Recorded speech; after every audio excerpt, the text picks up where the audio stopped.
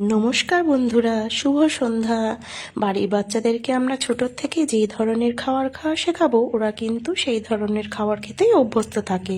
তো দেখো, আমি এখানে একদম নর্মালভাবে একটা আলুর পরোটা তৈরি করা দেখাচ্ছি তোমাদেরকে। আমি একটা সেদ্ধ আলুর মধ্যে একটু জিরে ভাজার গুঁড়ো, ধনে ভাজার গুঁড়ো, একটুখানি ম্যাগির মশলা আর একটু গোলমরিচের গুঁড়ো আর ধনে পাতা কুচি আর রসুন কুচি দিয়ে আমি কিন্তু আলুটাকে মেখে নিয়েছি। এরপর আমি কিন্তু এখানে আটা ব্যবহার করেছি, আমি এখানে কোনো ময়দা ব্যবহার করিনি। ময়দা খাওয়া কিন্তু আমাদের শরীরের পক্ষে এমনিও খুব একটা ভালো না, তাই জন্য আমি কিন্তু যতটা সম্ভব আমি ময়দাটাকে অ্যাভয়েড করারই চেষ্টা করি। আমি লুচি পরোটার ম্যাক্সিমাম টাইমে আটা দিয়েই বানিয়ে থাকি। তো দেখো, আমি পুর ভরা আটার ডোটাকে বেশ হাত দিয়ে চেপে চেপে চেপে চেপে ছড়িয়ে আমি বেলে নিয়েছি। এরপর আমি আস্তে আস্তে ওটাকে বেলে নিয়েছি। এটা বেলার সময় কিন্তু দেখতে হবে চারিপাশ যেন ফেটে না যায়, ফেটে গেলে কিন্তু বন্ধুরা পরোটাটা একটুকু ফুলবে না। বন্ধুরা দেখো, আমার এখানে সবকটা পরোটাই কিন্তু সুন্দরভাবে ফুলেছে। যত ফুলবে পরোটা তত টেস্টি হবে।